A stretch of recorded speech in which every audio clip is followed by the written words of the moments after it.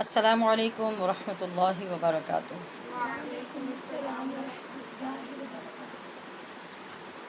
جی بلا تمہید آج کی آخری کلاس کے آخری لمحات میں اپنی نیتیں دل کی گہرائی سے اپنے رب کے حضور پیش کرنی ہیں تاکہ یہ آئندہ بھی کام آتی رہیں۔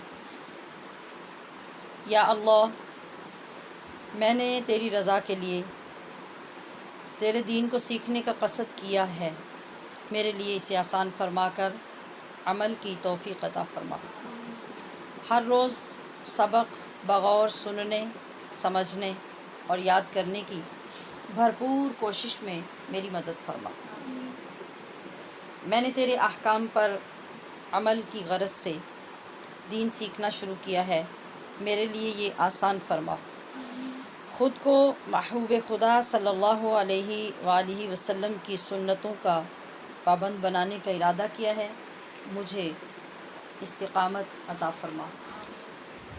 عمل صالح میں اپنے ساتھ ایک صالح جماعت تیار کرنے کا تجھ سے وعدہ کیا ہے، میری مدد فرما۔ آمین یا رب العالمین بجاہ سید المرسلین والصلاة والسلام علی رسولہ الکریم۔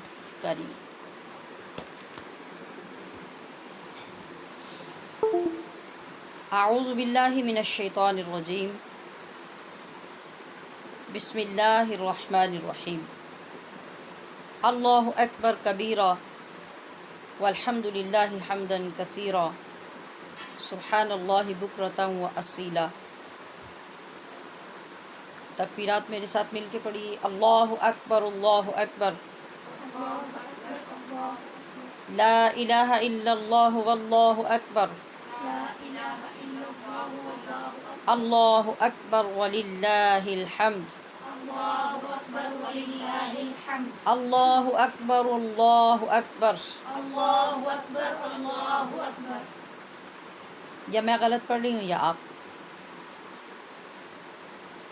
جی میں نے دونوں کو اکٹھے اس لیے پڑھا ہے کہ آپ کو یہ پتہ چلے کہ یہاں ملانے کی صورت میں ہم نے کیسے پڑھنا ہے۔ اللہ اکبر، اللہ اکبر، لا الہ الا اللہ واللہ اکبر، اللہ اکبر وللہ الحمد، اللہ اکبر، اللہ اکبر، لا الہ الا اللہ واللہ اکبر، اللہ اکبر وللہ الحمد۔ یا رب لک الحمد کما ینبغی لجلال وجہک وعظیم سلطانک، حمدا کثیرا طیبا مبارکا دائما ابدا ابدا۔ مولاي صل وسلم دائما ابدا علی حبیبک خیر الخلق کلہم، فإن من جودک الدنیا وضرتها ومن علومک علم اللوح والقلم۔ یا رب بالمصطفى بلغ مقاصدنا واغفر لنا ما مضى یا واسع الکرم۔ تکبیرات کا آغاز اس لیے میں نے کروایا آپ سے کہ آپ کو تکبیرات کے متعلق جو احکام بتائے گئے ہیں انہیں توجہ سے سماعت کرنا چاہیے اور اس میں سنیں کہ آپ کو کیا ترغیب دلائی گئی ہے، اور اس انداز سے جتنے بھی دن باقی رہ گئے ہیں 13 ذی الحج تک جو ہم نے پہنچنا ہے، اس میں ان کلمات کو اپنی زبانوں کا وظیفہ اور اپنا لہجہ بنائیے تاکہ آپ کے آواز میں، انداز میں اور آپ کی شخصیات پر ان کی نورانیت اور ان کی جو فضیلتیں ہیں وہ دوسروں کو نظر آنی شروع ہو جائیں۔ یہ اس لیے میں نے اس کے بعد ابھی لائیو آپ کے سبق میں بھی یہ عرض کیا۔ اللہ اکبر، اللہ اکبر، لا الہ الا اللہ واللہ اکبر، اللہ اکبر وللہ الحمد۔ عزیزات محترم، ویسے تو میرے رب نے ہر تخلیق ہی بہت کمال فرمائی ہے، ہر مخلوق ہی بہت عظیم ہے، کیونکہ اسے رب نے جو بنایا ہے۔ لیکن انسان کے کیا کہنے، اسے تو بلکہ اسے تو اس نے اشرف المخلوقات کہہ کر پکارا بھی اور پہچان بھی کرائی، خود وَلَقَدْ كَرَّمْنَا کا تاج بھی عطا کیا۔ کیا معنی ہے اس کا؟ اور تحقیق ہم نے کرمنا، بہت بزرگی، عزت عطا فرمائی، عزتوں کا تاج انسان کو پہنایا۔ سوال یہ ہے کہ اس عظمت و خوبی کا راز کیا ہے جس کی بنیاد پر انسان باعظمت اور باکمال ہوا؟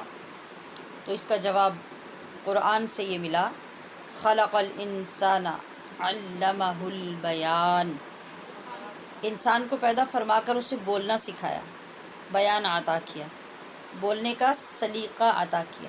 جب انسان کے ساتھ بولنے کی بات آتی ہے نا تو مطلب ہوتا ہے بولنے کا سلیقہ، ورنہ کون نہیں بولتا؟ بلیاں نہیں بولتی، مرغیاں نہیں بولتی، گائے بھینس بکری کوئی نہیں بولتے، سب بولتے ہیں نا۔ تو یہاں انسان کا بولنے سے مراد کیا ہے؟ اس کا جو نطق ہے وہ تمام مخلوقات سے منفرد ہے، کیونکہ اس کو بولنے کا سلیقہ ہے، یہ ما فی الضمیر بیان کر سکتا ہے بر وقت جب اس کو بیان کرنے کی ضرورت ہے۔ تو یہاں علمہ البیان سے یہ مراد ہے۔ اور علم نے انسان کو اشرف کر دیا، وعلم آدم الاسماء کلھا، اللہ نے جب فرمایا تو قدسیوں نے یہ سنا تو ان پر انسان کی عظمت کا راز کھلا۔ یعنی پہلے تو وہ یہی کہہ رہے تھے نا کہ کیا ضرورت ہے انسان کو بنانے کی، ہم سے زیادہ تیری تسبیح کون کرے گا، اور اگر وہ تسبیح بھی کریں گے تو فتنہ و فساد بھی کریں گے، خون ریزیاں بھی تیری دنیا میں کریں گے۔ مگر جس وقت اللہ تبارک و تعالیٰ نے آدم علیہ السلام کو تیار کر دیا اور وہ موضوع سامنے رکھا فرشتوں کے علم کا، اب فرشتے خاموش ہیں اور آدم علیہ السلام نے ہر چیز بیان کر دی،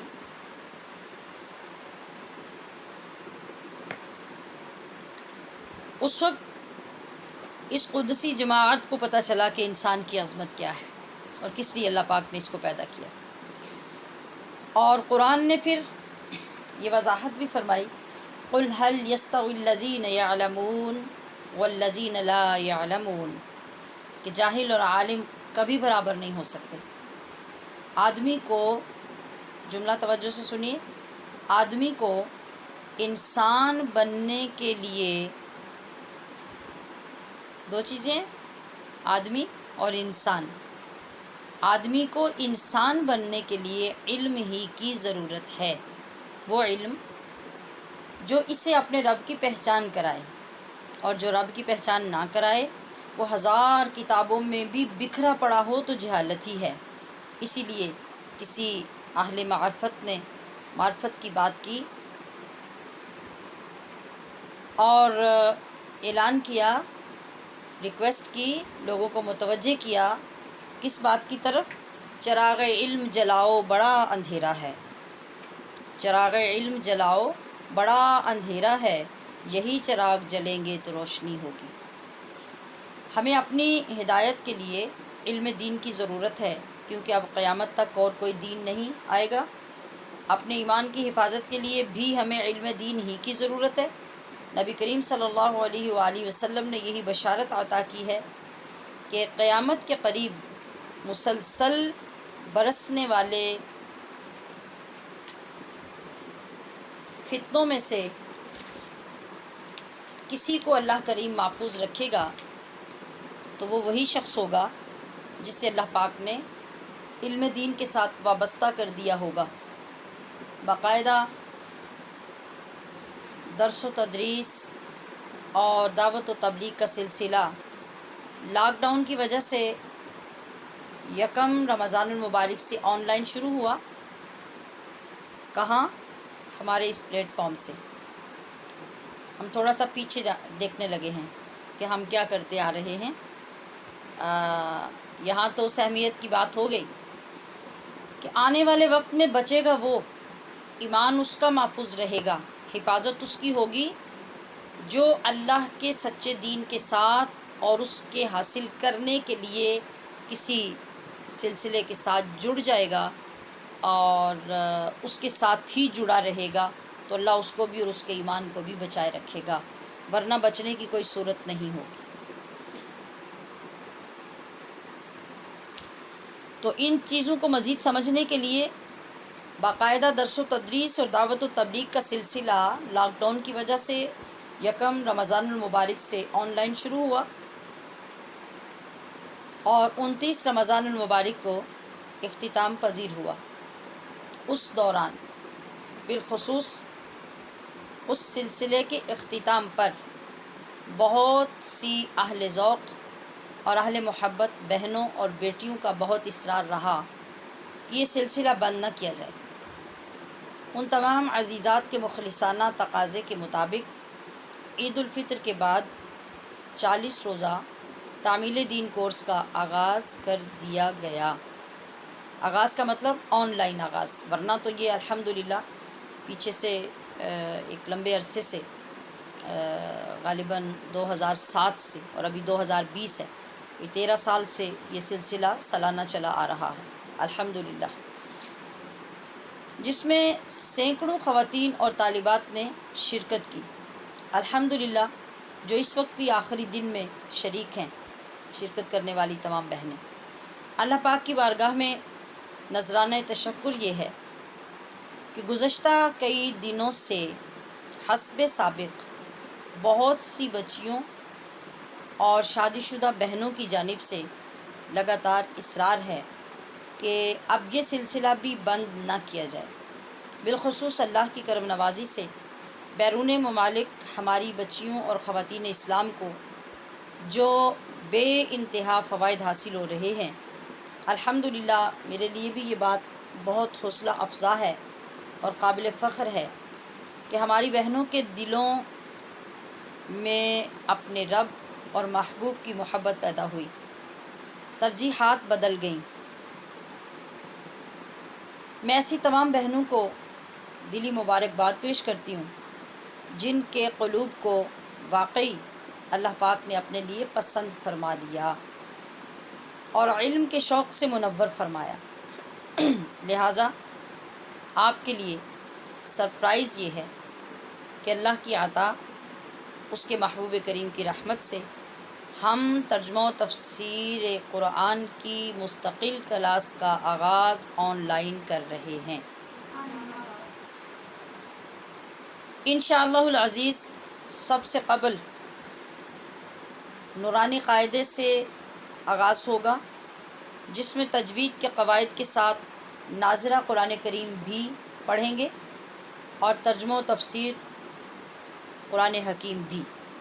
گھروں میں مصروف بہنوں کی مصروفیات کو مد نظر رکھتے ہوئے صرف 1 گھنٹہ یا 1 گھنٹہ 15 منٹ ہی ہر روز کلاس کا وقت ہوگا، اس سے زیادہ نہیں، تاکہ ہماری ہر عزیزہ اتنا وقت آسانی سے نکال سکے۔ تو اس میں کوئی حرج نہیں ہوگا کہ تھوڑا عرصہ زیادہ لگ جائے، لیکن وہ اس کام میں جب لگ جائیں گے تو انشاءاللہ العزیز اس میں برکات پیدا ہو جائیں گی۔ تو چونکہ یہ تو ایک کورس تھا ایک معینہ مدت تک، اور میں نے چاہا کہ اس میں جتنا زیادہ جو ضروریات کا علم تھا وہ آپ تک منتقل ہو جائے، لہٰذا اس میں ہمارا نصاب لینتھی رہا، وقت بھی زیادہ رہا۔ اب جو مستقل کلاس ہوگی اس میں ہم آپ کی اس مجبوری کو مد نظر رکھیں گے، اور جیسا کہ میں نے عرض کیا کہ اولین کوشش ہوگی 1 گھنٹہ، اور اگر ہمیں چند منٹ زیادہ کرنے پڑے تو 1 گھنٹہ 15 منٹ سے فالتو وقت نہیں ہوگا۔ 20 ذی الحج تک ایڈمیشن مکمل کیے جائیں گے، جبکہ نئے سال کی نئی مبارک ساعتوں میں 1 محرم الحرام کو کلاس کا باقاعدہ آغاز ہوگا۔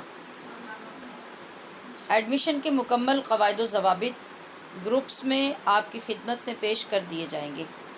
اس کے علاوہ انتہائی روحانی اور علمی سالانہ 10 روزہ تبلیغی سلسلہ جو 1 محرم الحرام سے 10 محرم تک ہر سال مرکزی جامعہ سیفیہ رحمانیہ میں انعقاد پذیر ہوتا ہے، اس میں وسعت پیدا کر کے اسے بھی آن لائن کیا جائے گا انشاءاللہ العزیز۔ اپنی ہر اس ساتھی، بہن، کزن، دوست، عزیزہ، پڑوسن جن سے آپ محبت کرتی ہیں ان سب کو اپنا کلاس فیلو بنا لیجئے تاکہ قیامت میں حضور کے قدموں میں محبتوں اور کوششوں کے ثبوت کے ساتھ حاضری نصیب ہو۔ اسی سلسلے میں انتہائی خوبصورت اختتام کرنے کے لیے آپ کے سامنے جو آج کی حدیث پاک اور اس کی تشریح پیش کر رہی ہوں، دعا کیجیے کہ اللہ پاک اسے قبول فرما لے۔ آج کی حدیث پاک پڑھیے، سَتَكُونُ فِتْنَةٌ ستكون فتنة سَتَكُونُ فِتْنَةٌ ستكون فتنة سَتَكُونُ فِتْنَةٌ ستكون فتنة يُصْبِحُ الرَّجُلُ فِيهَا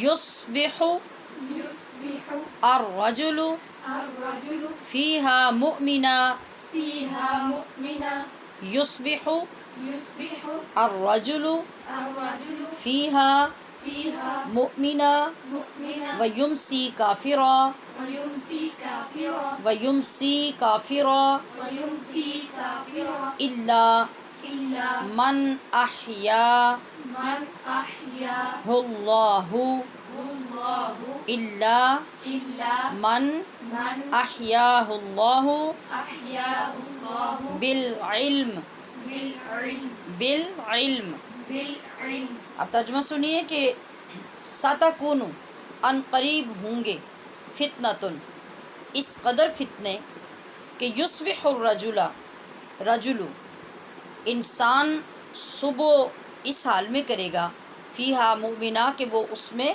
مومن ہوگا، ویمسی اور شام کرے گا اس حال میں کافرہ کہ وہ کافر ہو چکا ہوگا۔ پھر دوسری روایت میں اس کے اپوزٹ بھی بتایا، یعنی اگر صبح کے وقت وہ مومن تھا تو شام کو کافر، اور اگر شام کو مومن تھا تو صبح کو کافر ہو چکا ہوگا۔ الا من احیاہ اللہ بالعلم، سوائے اس شخص کے جس کو اللہ نے علم کے ساتھ زندہ رکھا۔ یہ آج کی آپ کی 40 نمبر آخری حدیث ہے، اور اس کے ساتھ آپ کی بہت بڑی یہ سعادت بھی مکمل ہو رہی ہے کہ آپ 40 احادیث مکمل کر چکے ہیں، اور میں سمجھتی ہوں کہ بہت امپورٹنٹ موضوعات پر آپ نے احادیث جمع کی ہیں۔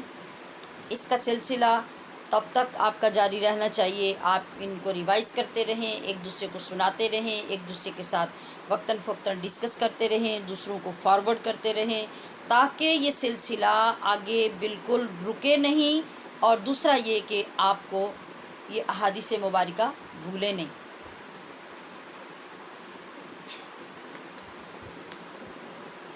جی، ہم جس زمانے میں جی رہے ہیں،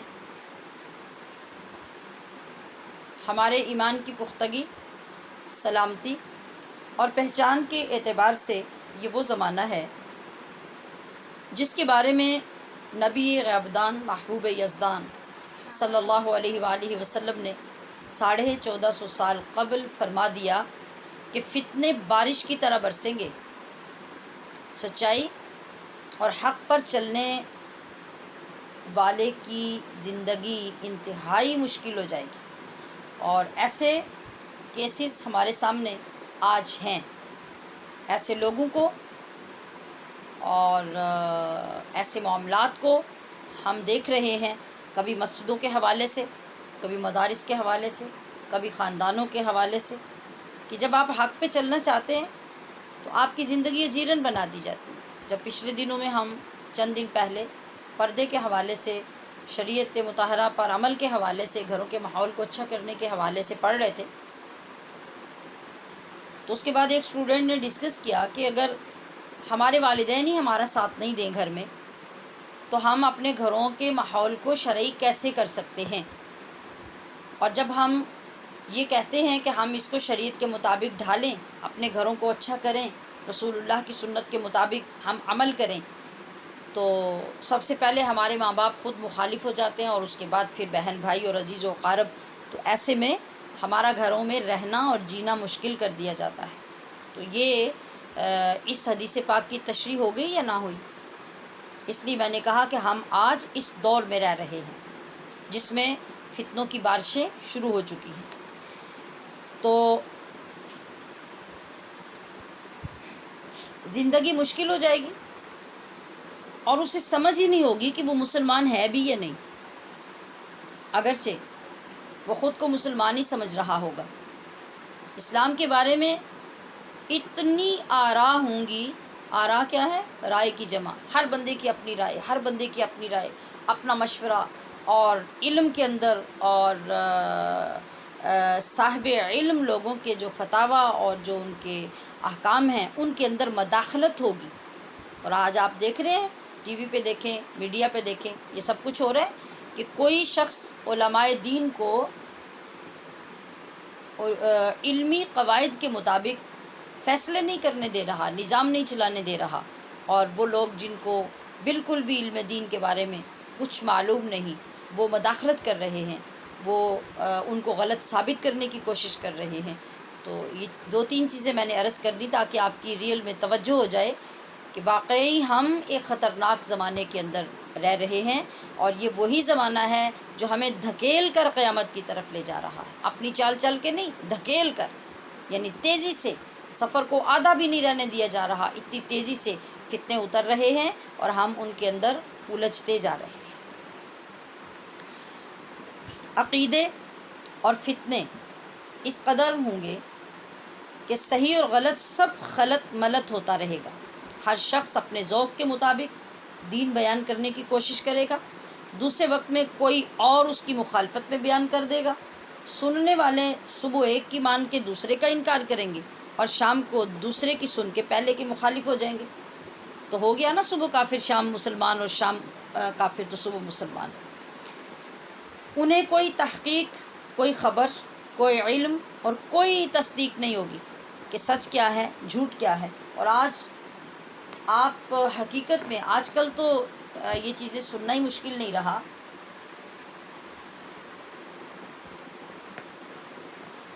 نیٹ پر، یوٹیوب پر اور مختلف چینلز اور ایپس میں آپ یہ سنتے ہیں کہ بے شمار علماء بیان کر رہے ہوتے ہیں، اور بعض اوقات کوئی صاحب علم جو نشاندہی کرتا ہے اس پر، تو ایسی ایسی چیزیں سامنے آتی ہیں جس پر والہانہ انداز میں عوام سامنے بیٹھ کے ہاتھ کھڑے کر کے نعرے لگا رہے ہوتے ہیں، اور وہ جو کم علم خطیب خطاب کر رہا ہے وہ اس وقت وہ کفریہ کلمہ بول رہا ہوتا ہے، اور سامنے سننے والوں کو یہ خبر ہی نہیں ہوتی کہ اس کلمے پہ ہمیں نعرہ لگانا چاہیے یا افسوس کرنا چاہیے۔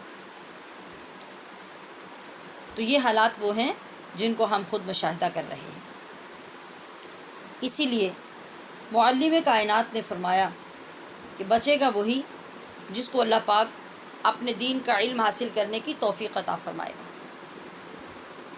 تو عزیزات محترم، ہم نے 40 دن علم کے نورانی ماحول میں گزار کر اور زندگی کے دینی اور دنیاوی امور سے پردہ اٹھا کر دیکھ لیا کہ ہم کس حال میں ہیں اور اپنے رب اور رسول کے ساتھ ہمارے تعلقات کیسے ہیں۔ دیکھ لیا نا، ہمیں کتنی چیزوں کا علم ہوا، کتنے اندازے ہوئے اپنی غلطیوں کے، اپنی پیچھے کی گزری ہوئی زندگی کی غلطیوں کے، موجودہ دور کی غلطیوں کے، اور ابھی بھی اپنی عبادات کے حوالے سے، اپنی تلاوتوں کے حوالے سے یہ سب چیزوں کا ہمیں اندازہ کرنے کا موقع ملا۔ تو اب ہمیں یہ سوچنے کی توفیق ملی کہ باقی زندگی کے لیے ہمیں کیا کرنا چاہیے تاکہ گزری ہوئی زندگی کی خطاؤں اور کوتاہیوں کا ازالہ ہو سکے۔ علماء کرام فرماتے ہیں اگر کوئی شخص یہ سوال کرے کہ میری زندگی کے 6 یا 8 گھنٹے باقی رہ گئے تو اب مجھے کون سا عمل کرنا چاہیے کہ ان تیزی سے چلتی ہوئی سوئیوں کے ساتھ اور کلاک کی ٹک ٹک کے ساتھ میرے جو وہ برے اعمال ہیں وہ کم ہوتے جائیں اور میں توبہ کے قریب سے قریب تر ہوتا جاؤں، ایسا کون سا سریع الاثر اور سریع الرفتار عمل ہوگا جو میں کروں کہ 6-8 گھنٹوں کے اندر، یہ تو ویسے ہی میں نے 6-8 کا عدد لکھ دیا، 2-3 بھی گھنٹے ہو سکتے ہیں، ایک بھی ہو سکتا ہے، اور اس وقت بھی کنفرم ہو سکتا ہے۔ اور جیسا کہ آج کل کتنے لوگ لا علاج کر کے ہاسپٹل سے گھر بھیج دیے جاتے ہیں کہ آپ گھر لے جائیں، ان کی جا کے خدمت کریں، اب ان کا کوئی علاج نہیں ہے، اور ہماری آنکھوں کے سامنے وہ لوگ ہوتے ہیں اور ہمیں یقین ہوتا ہے کہ بس اب کسی بھی وقت ان کی روح پرواز کر جائے گی۔ تو کتنے لوگ ہوتے ہیں اس وقت یہ سوچنے والے کہ اب جب میرا اتنا سا ٹائم رہ گیا تو میں کیا کروں؟ شیطان تو اس وقت بھی کچھ نہیں کرنے دیتا، جبکہ علماء فرماتے ہیں کہ اگر کوئی شخص اس وقت بھی پوچھے کہ اب میں اتنے سے وقت میں کیا کر سکتا ہوں جو افضل ترین کام ہو، تو ہمارا جواب اس کے لیے یہ ہوگا کہ اسے اتنے سے وقت میں بھی اللہ کی رضا کے لیے علم دین سیکھنا شروع کر دینا چاہیے۔ اتنی اہمیت، اتنی فضیلت، اتنے فوائد اس علم کے جس سے ساری زندگی ہماری بیگانگی میں گزر گئی۔ تو یہ عمل تمام اعمال صالحہ میں اتنا بلند و بالا ہے، اتنا عرفہ و اعلیٰ ہے کہ عبادتیں بھی بغیر علم کے فائدہ نہیں دیں گی، اور اگر اللہ کے لیے علم کی دولت نصیب ہوئی، کس کے لیے؟ اللہ کے لیے۔ یہ سب سے اہم لفظ ہے جو پورے جملے کے اندر ہے۔ علم کی دولت کس کے لیے؟ اللہ کے لیے، اس کی رضا کے لیے، اس کی خوشنودی کے لیے، اس کے حکم کی تعمیل کے لیے۔ اور اتنا سا مختصر سا وقت بھی مل گیا اور ہمیں یقین ہو گیا کہ بس اب یہ 2-3 گھنٹے جو ہیں یہ ہمارے بالکل اینڈ والے ہیں، اور اس کے بعد ہمیں اپنا سب کچھ لے کے اللہ کے حضور پیش ہونا ہے، اور منکر نکیر ہمارے سامنے ہوں گے۔ تو علماء کرام کیا فرما رہے ہیں کہ اس وقت بھی اگر آپ اپنے ساتھ، اپنی زندگی کے ساتھ مخلص ہو گئے اور آپ نے سچی توبہ کر کے کوئی علم سیکھنا شروع کر دیا، کوئی دین کا مسئلہ کسی سے پوچھا، اس کو سمجھنا شروع کر دیا، اور ایسے میں آپ کی جان نکل گئی، تو عین ممکن ہے کہ کرم ہو جائے گا۔ پیارے آقا صلی اللہ علیہ وسلم کا فرمان عالی شان ملاحظہ کیجیے۔ آپ فرماتے ہیں کہ اگر ایک شخص کے لیے کوہ ابو قبیس سونے کا بن جائے، کوہ ابو قبیس کون سا ہے؟ جس کے اوپر کھڑے ہو کے نبی کریم صلی اللہ علیہ وسلم نے چاند کو 2 ٹکڑے کیا تھا، اور آپ کی ولادت گاہ مبارکہ کے بالکل ساتھ جڑا ہوا وہ پہاڑ جو صفا پہاڑ کے بالکل سامنے دوسری سائڈ پہ ہے، چونکہ وہ بالکل قریب تھا نا آبادی میں، تو چیز کی مثال اس کی دی جاتی ہے جو سمجھنے والے کو بہت اچھے سے سمجھ آ جائے، اس لیے اس پہاڑ کا نام لیا، ورنہ پہاڑ تو اس سے بھی بہت بڑے بڑے بھی ہیں، چھوٹے بھی ہیں، بے شمار پہاڑ ہیں۔ فرمایا کہ اگر کوہ ابو قبیس سونے کا بن جائے اور وہ ایک شخص کی ملکیت ہو، اور پھر وہ شخص وہ پہاڑ کا سارا سونا اللہ کی راہ میں صدقہ کر دے، اس کے مقابلے میں دین اسلام کا ایک باب کسی علم ضروریہ کا حاصل کرنے والا آدمی فضیلت میں زیادہ ہو جائے گا۔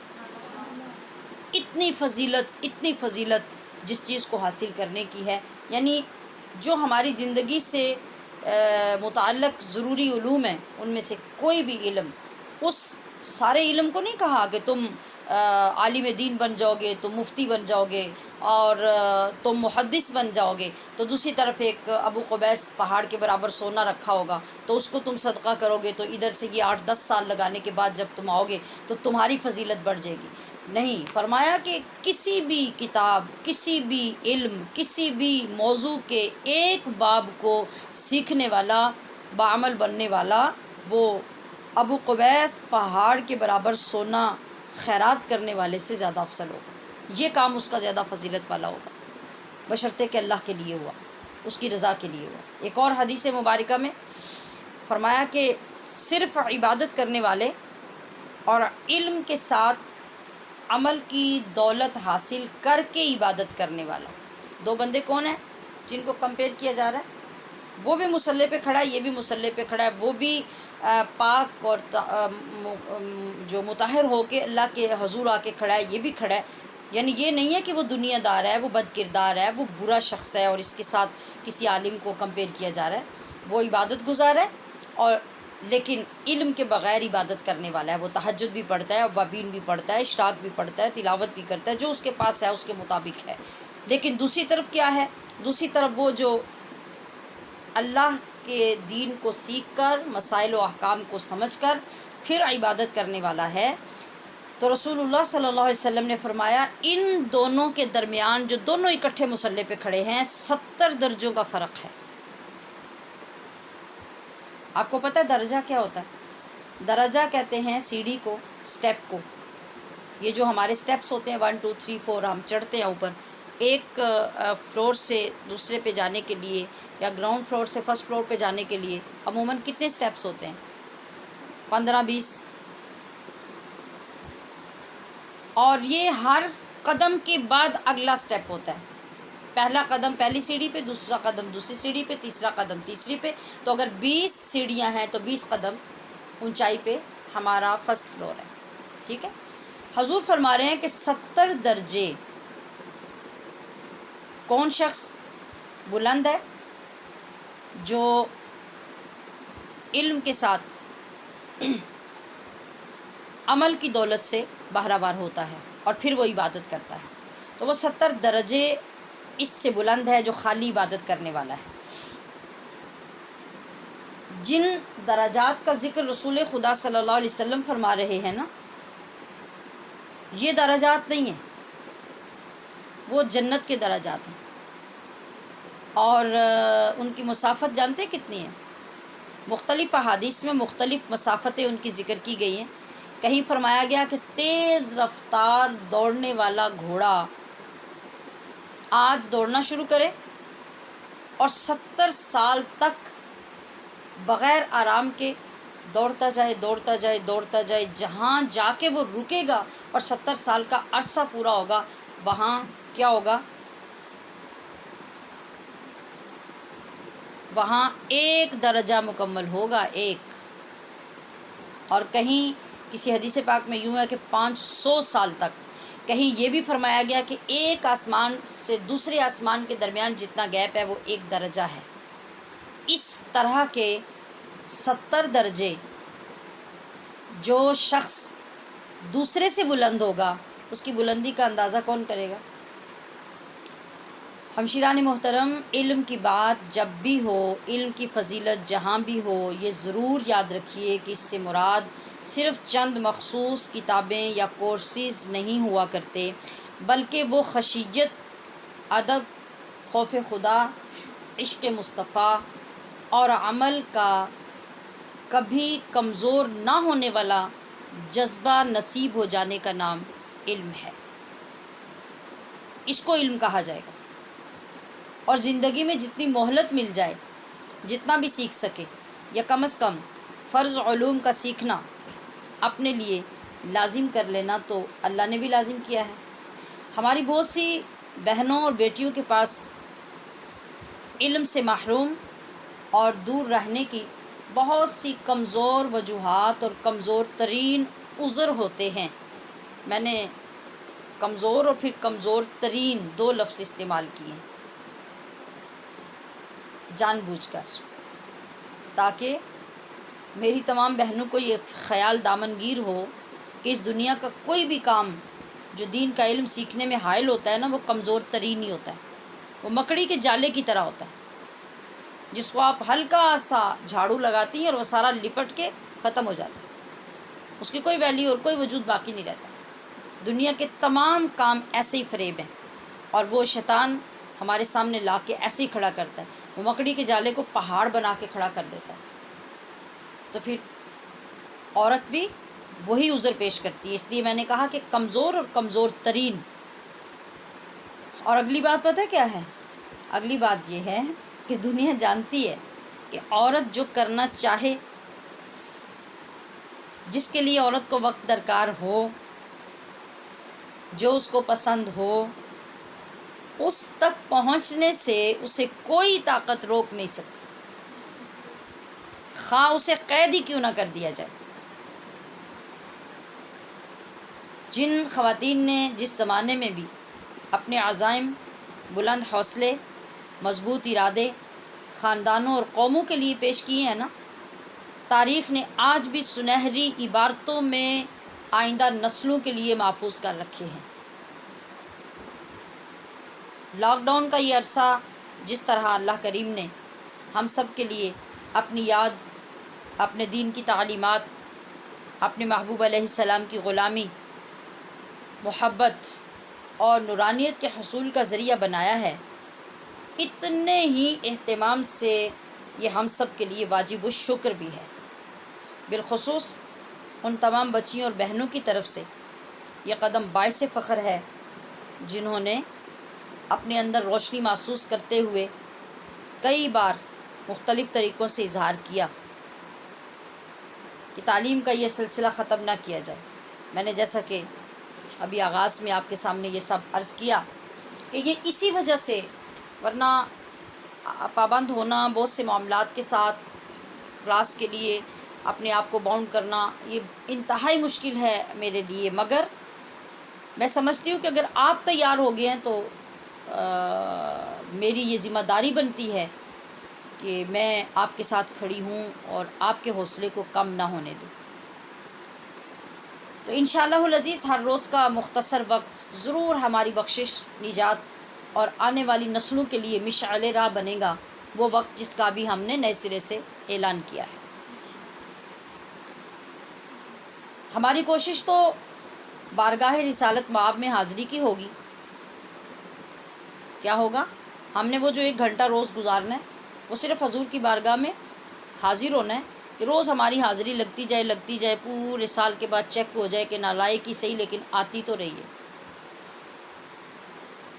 ورنہ اگر ہم یہ کہیں کہ ہم اس سے علم حاصل کر لیں گے تو یاد رکھیے علم تو ایک سمندر ہے، اور سمندر بھی پتہ ہے کیسا، جو پانی سے بھرا ہوا ہے، نہ اس سمندر کو کوئی عبور کر سکتا ہے اور نہ ہی مکمل اس کو پی سکتا ہے۔ کوئی اس ظام میں نہ رہے کہ ہم نے 20 سال پڑھا تو ہم ایسے عالم بن گئے کہ ہم نے سارے علوم حاصل کر لیے۔ بس صرف اپنے حصے کی سعادت کو پہنچنا ہے۔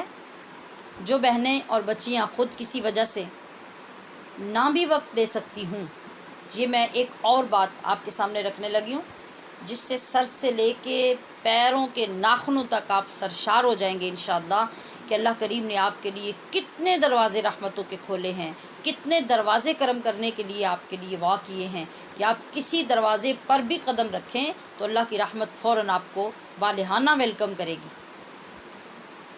تو میں کیا عرض کر رہی ہوں کہ جو بہنیں اور بچیاں خود کسی وجہ سے نہ بھی وقت دے سکتی ہوں، یعنی فوراً مثال کے طور پہ ممکن نہیں ہے، جیسے کسی کا بچہ بہت چھوٹا ہو، کسی کے گھر میں بچہ پیدا ہوا ہو، کسی کی شادی ہونے والی ہو، کوئی کسی اور اسٹڈی میں بزی ہو، تو فی الفور اگر وہ نہیں کر سکتی تو وہ اگلے مرحلے میں تو داخل ہو سکتی ہیں، یعنی اپنے ارادے کو آگے تک لے جا سکتی ہیں اور دوسرے مرحلے میں، دوسرے بیچ میں وہ اپنے آپ کو شامل کر سکتی ہیں۔ ایک تو یہ چیز ایسا کرنا، یعنی ارادہ کر لینا اور پھر فری ہونے کے لیے انتظار کرنا اس وقت کے آنے کا شدت سے، تو یہ انتظار بھی باعث اجر و ثواب اور ارادہ بھی باعث اجر و ثواب، یہ بھی نفع سے خالی نہ رہا۔ پھر ایک اور کیٹیگری ہے، وہ یہ کہ ہماری بہت سی بہنیں جن کو لکھنا پڑھنا نہیں آتا، مطلب سن سکتی ہیں، جو چیز زبانی یاد رہے گی وہ کر لی، لیکن وہ لکھ نہیں سکتی، لکھنا نہیں آتا، دیکھ کے پڑھنا نہیں آتا، ان کو ایک لانگ ٹائم چاہیے، وہ اپنی اس قابلیت کے مطابق کوشش کرے۔ اور پھر کچھ جو بزرگ خواتین ہو گئیں جو یہ نہیں کر سکتی، کچھ نابینا خواتین ہو گئیں جو بالکل لکھ پڑھ نہیں سکتی، وہ صرف سن سکتی ہیں۔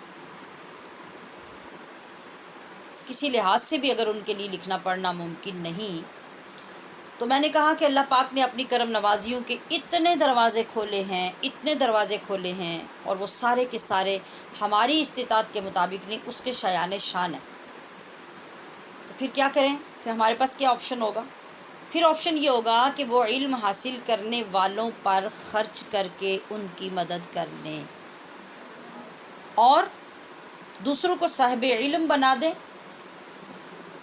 وہ صاحب علم بنیں گے، خرچ آپ کریں گے، وہ زمانے میں معزز انسان بنیں گے، دین کی سربلندی کا کام کرنے کے قابل ہو جائیں گے، تو رب ذوالجلال ان کے برابر آپ کو بھی نواز دے گا۔ سبحان اللہ۔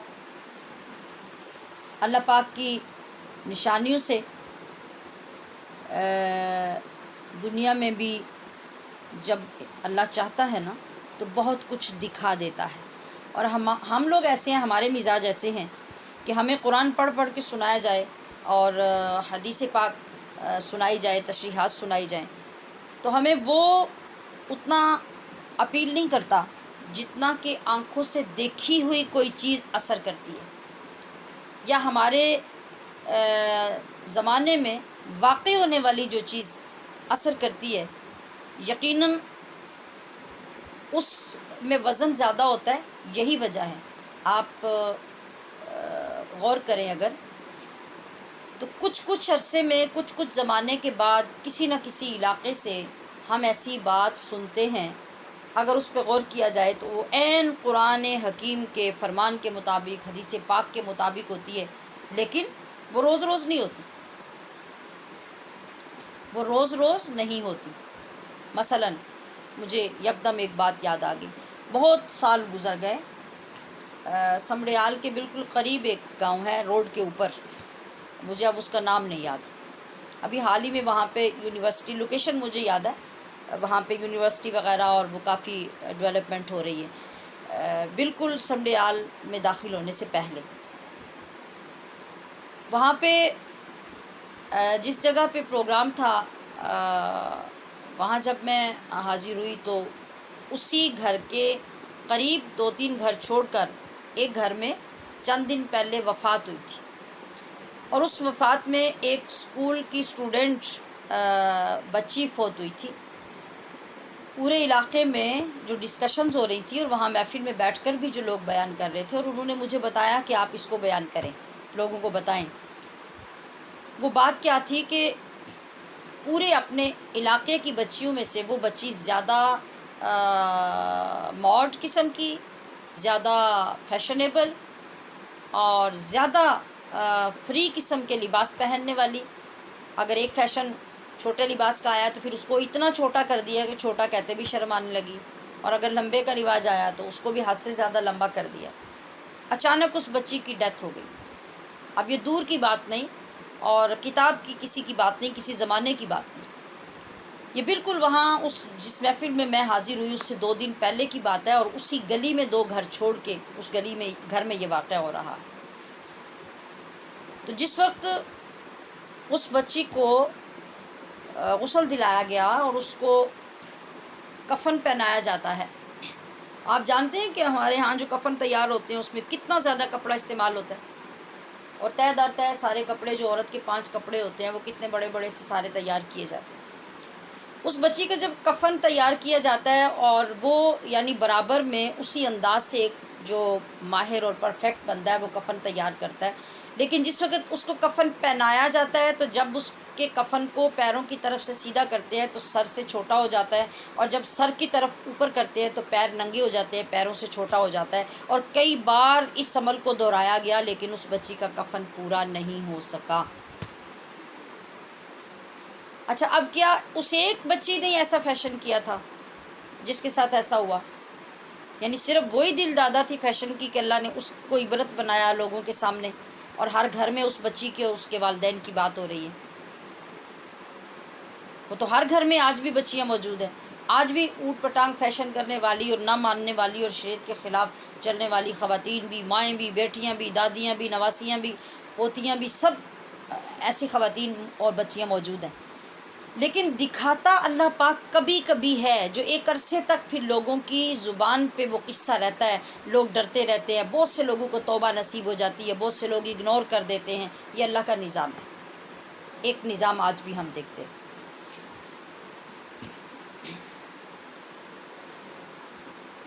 ایسا اسی لیے ہوتا ہے، جیسے میں نے عرض کیا کہ یا تو ہمارے یقین مضبوط ہو جائے، ہمیں عبرت نصیب ہو جائے، توبہ نصیب ہو جائے، ایمان ہمارا مضبوط ہو جائے۔ تو دمشق کے ایک عالم دین، عام طور پہ دمشق لفظ سے بولا جاتا ہے اور یہ دمشق بھی بولا جاتا ہے،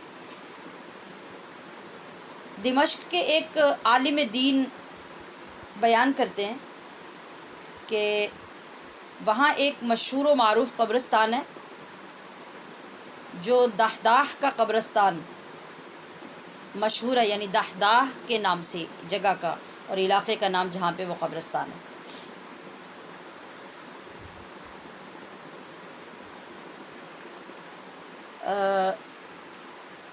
وہاں ایک واقعہ پیش آیا جس کو وہاں کے گورکن نے بیان کیا، جو قبریں بناتا تھا، لوگوں کو دفن کرتا تھا، اس کے سامنے یہ واقعہ جب اس قبرستان میں پیش آیا، اس نے لوگوں کو سنایا، اور یہ جو دہداہ کا قبرستان ہے اس میں بے شمار علماء، بے شمار مشائخ اور بے شمار شہداء کی قبریں ہیں۔ جو اہل علم لوگ ہیں نا، وہ لوگ جب دمشق میں جاتے ہیں تو وہ خاص طور پہ اس قبرستان کی زیارت کے لیے جاتے ہیں، یعنی قصہ کہانی کی بات نہیں، ریئل میں پوری لوکیشن عرض کرنی اور اس کی حالت بھی۔ وہاں جو گورکن تھا وہ کہتا ہے کہ میرا چونکہ یہ کام تھا، ہر بندہ جس کے گھر میں فوتگی ہوتی وہ آتا، مجھے آ کے بتا جاتا، میں قبر کھودتا۔ ایک دن ایک خاتون آئی اور اس خاتون نے مجھے قبر تیار کرنے کو کہا، میں نے قبر تیار کر دی۔ اپنے مقررہ وقت پر ایک جنازہ آیا، اس جنازے کے ساتھ کوئی زیادہ لوگ نہیں تھے، تھوڑے سے لوگ تھے، اور جنازہ لا کے جب رکھا گیا، مجھے دفنانے کا کہا گیا، تو میں نے دیکھا کہ وہ جنازہ جس صندوق میں تھا، اس صندوق کو کھولا تو اس کے اندر ایک نوجوان لڑکے کی لاش تھی۔ میں نے اپنے طریقے کے مطابق صندوق کو قبر کے قریب کیا، اس کو کھولا، میں قبر کے اندر اترا، اور لوگ جب میت نکال کر میرے حوالے کرتے ہیں، میں نے میت کو لیا، قبر میں جب اتارنے لگا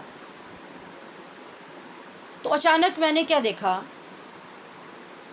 کہ قبر ایک باغ بن گئی، قبر ایک باغ بن گئی اور میں اس کے اندر کھڑا ہوں۔ لیکن یہ جو حقیقی واقعہ ہے یہ میرے سوا کسی اور کو نہیں دکھ رہا، باغ میں دیکھ رہا ہوں، اس کے علاوہ باقی لوگ قبر کو قبر ہی دیکھ رہے ہیں۔ میں نے دیکھا کہ وہ قبر جب باغ بنی تو باغ ایسا تو نہیں ہوتا نا کہ وہ 6 فٹ لمبا ہو اور 3 فٹ چوڑا ہو، بس وہ باغ ہے۔ تو باغ کے اندر میں نے دیکھا کہ 2 تیز رفتار گھوڑوں پر بیٹھے ہوئے آدمی آتے ہیں اس باغیچے کے اندر، اور آ کر وہ میت مجھ سے لے لیتے ہیں اور چلے جاتے ہیں۔ میں نے جب یہ منظر دیکھا تو میں بے ہوش ہو کے قبر میں ہی گر گیا اور مجھے کچھ ہوش نہ رہا۔ لوگوں نے مجھے پانی کے چھینٹے وغیرہ لگائے، میں ہوش میں آیا۔ جو لوگ باقی بچ گئے تھے چند ایک، وہ بھی چلے گئے، اور جو عورت اس میت کی وارث تھی وہ بھی جا چکی تھی۔ باقی لوگ بھی مجھے چھوڑ کر چلے گئے۔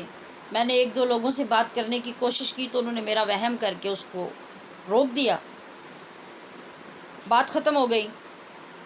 چند ماہ گزرے تو وہی عورت دوبارہ آئی اور اس نے مجھے قبر بنانے کا کہا۔ میں نے قبر تیار کر دی، جنازہ آ گیا۔ آج بھی وہی سین تھا کہ جنازے کے ساتھ بہت زیادہ رش نہیں تھا، ہجوم نہیں تھا، کچھ لوگ تھے، اور وہ صندوق میں جنازہ بند کر کے لائے۔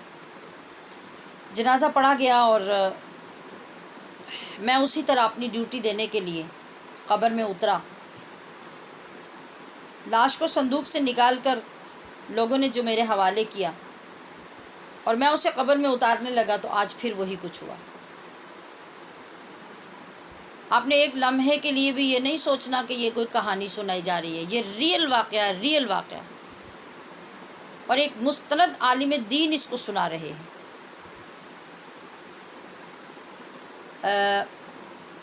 وہ شخص کہتا ہے کہ میرے ساتھ پھر وہی ہوا، پھر قبر باغیچہ بن گئی، پھر 2 نوجوان آئے، پھر انہوں نے آ کے لاش مجھ سے لے لی اور چلے گئے، لیکن کہتا ہے کہ آج میں بے ہوش نہیں ہوا، آج میں اپنی اسی حالت میں نارمل رہا۔ اب میں نے جلدی جلدی اس قبر کو بند کیا، تیار کی، اور میں اس عورت کے پیچھے چل پڑا جس کی طرف سے آج دوسری لاش آئی تھی۔ میں نے اس خاتون سے پوچھا کہ یہ لاش کس کی تھی، یہ آپ کا کون ہے اور کیا کرتا تھا؟ میں نے اس کی یہ کرامت دیکھی ہے۔ اس خاتون نے بتایا کہ یہ میرا بیٹا تھا، اور چند ماہ پہلے بھی میرا ایک بیٹا فوت ہو گیا۔ یہ حیران ہوا، اس نے کہا کہ وہ بھی آپ کا بیٹا تھا؟ کہا ہاں وہ میرا بیٹا تھا، اور یہ بھی میرا بیٹا ہے۔ اس نے کہا کہ آپ کے بیٹے کیا کرتے تھے؟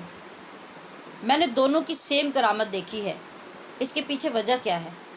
اس خاتون نے بتایا کہ وہ جو پہلے میرا بیٹا فوت ہوا وہ طالب علم تھا،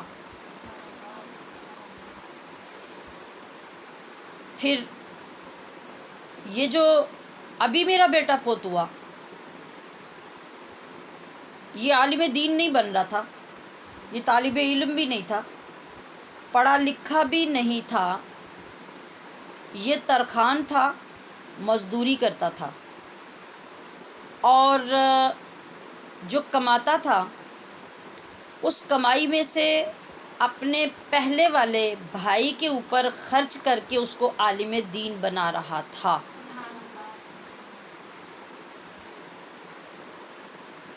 تو جو اللہ پاک نے اور اس کی رحمت نے سلوک طالب علم کے ساتھ کیا، اس پہ خرچ کرنے والے کے ساتھ بھی وہی سلوک کیا، جو مقام اس کو دیا وہی مقام اس کو دیا۔ اب آگے سنیے، وہ یہ آخری جو میں الفاظ بولنے لگی ہوں یہ بالخصوص تمام ان بہنوں اور بچیوں کے لیے یہ میری طرف سے تحفہ ہوگا جو آج اس کورس کو مکمل کر کے اگلی سیڑھی پر قدم رکھنے کے لیے تیار ہو رہی ہیں۔ گورکن کہتا ہے کہ میں نے فوری طور پہ قبرستان چھوڑ دیا اور میں سیدھا مسجد میں گیا، وضو کیا، نوافل ادا کی اور اللہ کی بارگاہ میں توبہ کی۔ یعنی توبہ سے مطلب کہ اپنی وہ غفلت اور دین سے دوری اور بے علمی کی جو زندگی تھی میں نے اس سے توبہ کی۔ اس جامع مسجد میں میرے دادا مسجد کی خدمت پر اور تعلیم دینے پہ مامور تھے، جو اس وقت کے بہت بڑے معروف عالم جن کا نام الشیخ سعید برہانی تھا۔ میں ان کے پاس گیا اور میں نے ان سے علم حاصل کرنے کی خواہش ظاہر کی۔ گورکن نے جملہ سمجھ رہے ہیں آپ؟ گورکن نے پیشہ چھوڑ دیا، نوکری چھوڑ دی، قبرستان چھوڑ دیا، اور جا کے کیا کہہ رہا ہے کہ میں علم حاصل کرنا چاہتا ہوں۔ اور آپ کو معلوم ہے اس وقت اس گورکن کی عمر کتنی تھی؟ 45 سال۔ ان پڑھ، ساری زندگی مزدوری کی، علم کا تو نام و نشان نہیں تھا۔ 45 سال کا وہ شخص توبہ کر کے دادا کو کہہ رہا ہے کہ میں علم حاصل کرنا چاہتا ہوں۔ انہوں نے کہا کہ اتنی عمر ہو گئی تو اب تمہیں خیال آیا، اب تو یہ تمہارے لیے ناممکن بات ہے، یہ تو نہیں ہو سکتا۔ اس نے سارا واقعہ سنا دیا تو شیخ نے حوصلہ افزائی فرمائی۔ اس شخص نے اس عمر میں کیا کیا؟ سب سے پہلے الشیخ سعید برہانی کے کہنے پر جو ترتیب انہوں نے بتائی اس میں سب سے پہلے عربی گرامر کی کتاب تھی جو اس کو دلائی کہ اس کو پڑھنا شروع کرو تاکہ آگے تم علوم کو پڑھ سکو۔ تو اس شخص نے سب سے پہلے عربی گرامر کی کتاب سے علم دین کا آغاز کیا، پھر وہ دینی علوم پڑھتا رہا۔ چوٹ لگ گئی تھی نا، درد مل گیا تھا، اب ایک مشن بن گیا تھا، ایک عزم کر لیا تھا، اس لیے اب کسی کے کہنے کی ضرورت نہیں تھی کہ سبق یاد کرو یا نہ کرو۔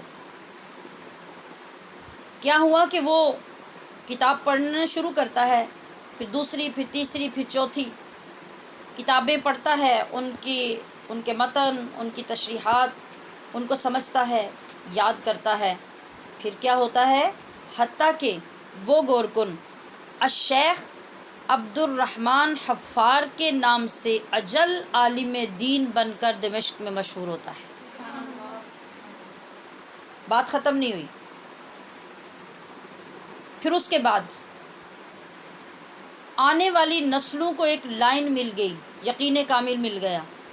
اب اس خاندان میں ہر شخص علم کی دولت سے مالا مال ہونے لگا، اور پھر ان کی ہر جنریشن میں، ہر نسل میں ایک نہ ایک اپنے وقت کا جید عالم دین بنتا رہا، حتیٰ کہ پھر اس خاندان میں جو عبد الرحمن حفار کا خاندان تھا، اس خاندان کا جو سب سے آخری عالم دین دمشق میں مشہور ہوا اور منظر عام پہ آیا اور اس نے مقام و مرتبہ پایا، ان کا نام الشیخ عبد الرزاق حفار تھا۔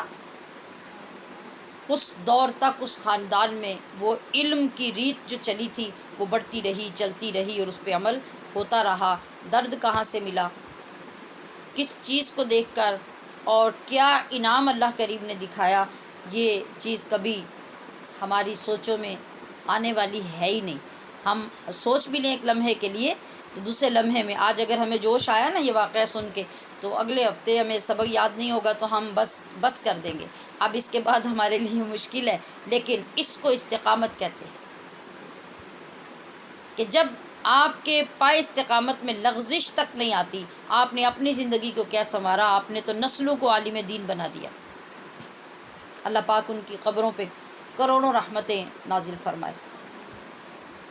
یہ انعام عطا فرماتا ہے رب ذوالجلال دین سیکھنے، پڑھنے اور پڑھنے والوں کی خدمت کرنے والوں کو۔ آپ بھی قدم اٹھائیے اپنے خاندانوں، حلقہ احباب میں پاکیزہ عفت مآب خواتین کی مقدس جماعت اور مقدس نسلوں کے آغاز کے لیے اللہ پاک اپنی شان کے مطابق نوازے گا انشاءاللہ العزیز۔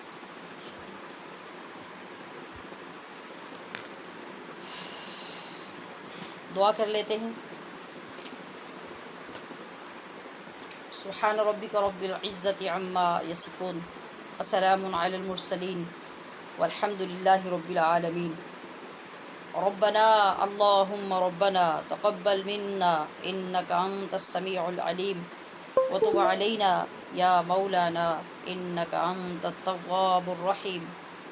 ربنا اللہم ربنا ظلمنا انفسنا وان لم تغفر لنا وترحمنا لنکونن من الخاسرین۔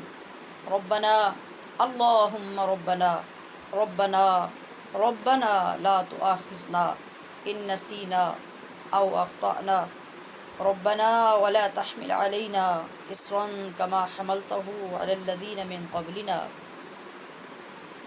ربنا ولا تحملنا ما لا طاقة لنا به واعف عنا واغفر لنا وارحمنا أنت مولانا فانصرنا على القوم الكافرين ربنا لا تزغ قلوبنا بعد إذ هديتنا وهب لنا من لدنك رحمة إنك أنت الوهاب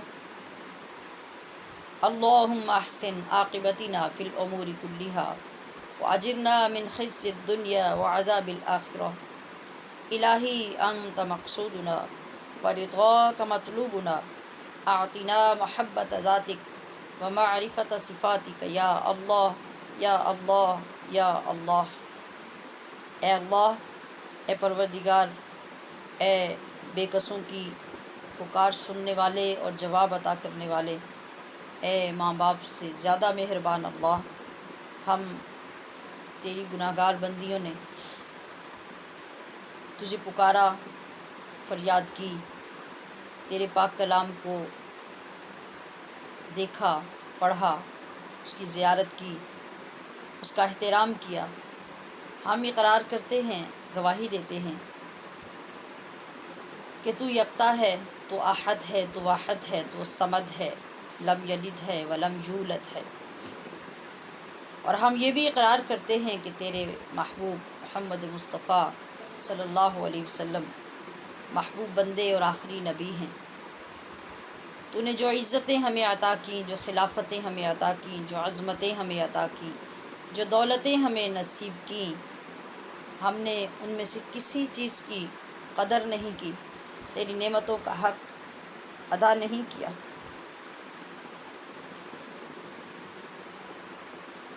تو نے ہمیں سنوارنے کے انتظام کیے، ہم نے خود کو بگاڑنے کے انتظام کیے۔ تو نے ہمیں اپنی راہ کی طرف پکارا، ہم نے تیری راہ کو چھوڑا، لیکن اے اللہ جس انداز سے تو نے کرم کیا، کرم فرمایا، ہماری اس شعاری کے باوجود، ہماری روح سیاہی کے باوجود، تو نے اپنے اس علم کی جو دولت ہمیں نصیب فرمائی، اے اللہ ہم تیرے دربار میں حل من مزید کی صدا کے ساتھ دعا کرتے ہیں کہ ہمیں اپنے ہی دروازے پہ پڑا رہنے دے۔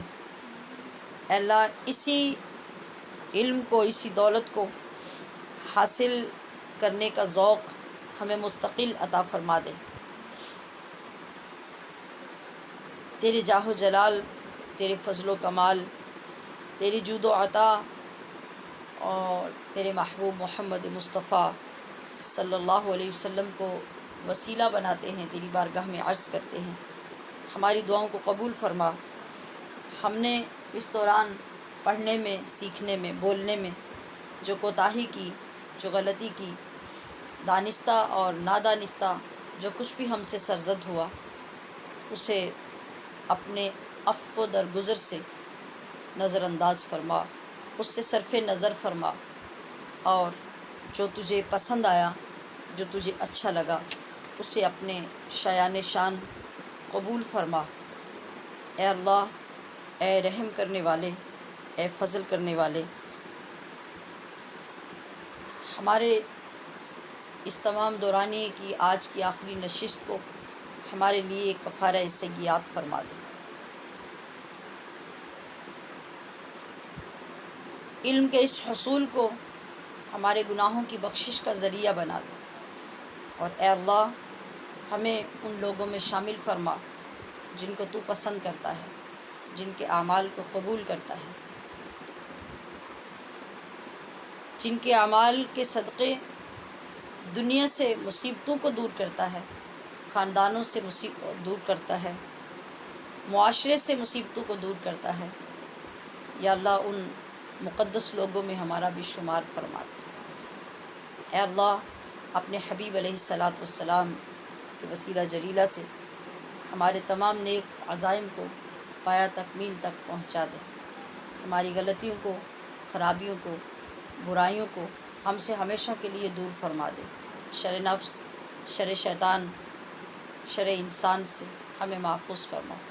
اللہم نور قلوبنا بالاسلام، اللہم نور قلوبنا بالایمان، اللہم نور قلوبنا بالقرآن، اللہم زین اخلاقنا بالقرآن، اللہم ادخلنا الجنۃ بالقرآن، اللہم نجنا من النار بالقرآن۔